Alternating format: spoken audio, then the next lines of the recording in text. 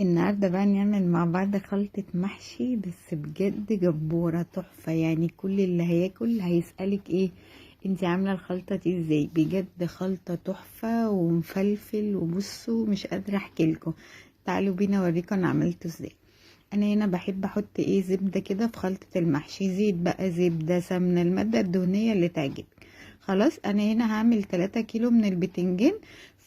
فدول 6 بصلات كبار، يعني كل كيلو بتنجان ظبطيله كده بصلتين كبار او 3 بصل. خلاص ضربت بقى البصل زي ما انتوا شايفين كده، ده 6 بصلات كبار. ودي تركاية بقى مهمة بتنقل الخلطة في حتة تانية. انا بحب اضرب فلفل رومي كده، دول حوالي 3 فلفلات رومي، ضربتهم كده صغير في الكبة بعد البصل. جربي كده التركاية دي وهتدعيلي عليها. خلاص حطيت معلقة ملح كبيرة كده عشان تدبل معانا البصلة بسرعة، يعني ما تاخدش وقت على النار. خلاص يبقى حطينا البصل عليه فلفل رومي او سبايسي زي ما انت عايزة، ومعلقة ملح كبير. وهننزل بقى دول حوالي 1.5 كيلو من الطماطم عشان انا هعمل كمية كبيرة. هو كل كيلو بتنجان بياخد نص كيلو من الطماطم، فانتي ظبطي بقى. خلاص حطي كده الطماطم كتير عشان الخلطة تبقى طعمها حلو كده وحمرا وطعمها تحفة، يعني زي السكر.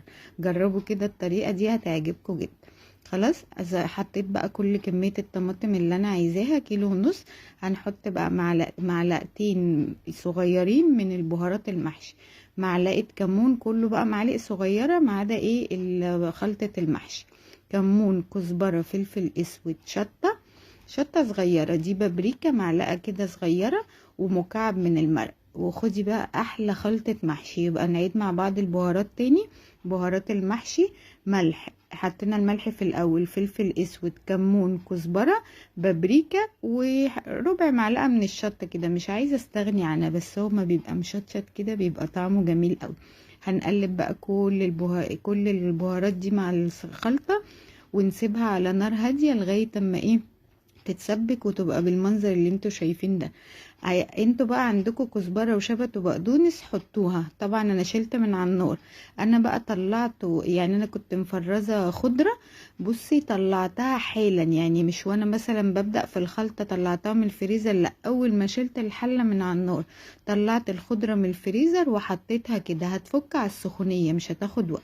ودول كانوا 3 كوبايات من الرز، لا 4 كوبايات، سوري 4 كوبايات من الرز.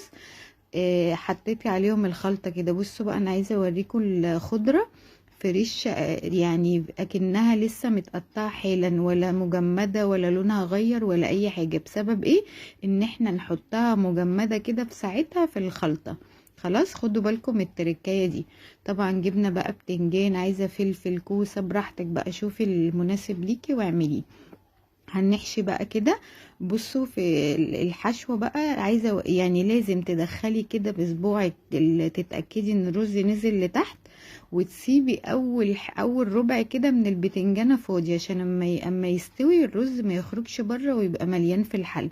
لازم اول ربع فاضي. وراعي وانتي بتحشي تنقي الكبير كده وتخليه من تحت، يعني تنقي البتنجان الكبير وتخليه بقى من تحت. ولازم نضغط كده حلو قوي عشان نتأكد ان الرز جوه. دي تركية مهمة جدا عشان لما تيجي تاكلي البتنجان كده ما يبقاش فاضي.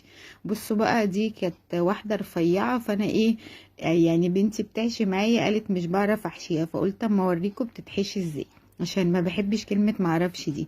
احنا بننزل لجوه كده بصبعنا ونرجها نتأكد ان الرز نزل لجوه، نحط حبة ونرج، هتتملي بقى وتبقى جميلة معاكم. خلاص انا قلت اما اقول لكم على التركايه دي.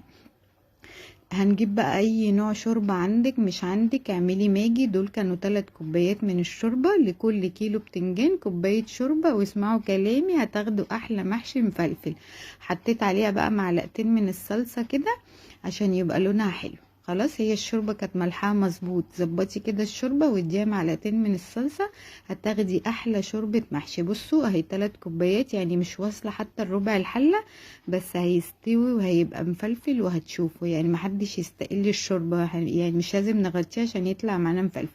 اهو بصوا ولا نقطة شوربة زيادة، ومستوي و10/10 ومفلفل. اول ما غلي معانا، يعني اول ما غلي في السوا، وطيت عليه بقى وسبته على نار هادية لمدة نص ساعة. من بعد الغليان هياخد معاكي نص ساعة على نار هادية.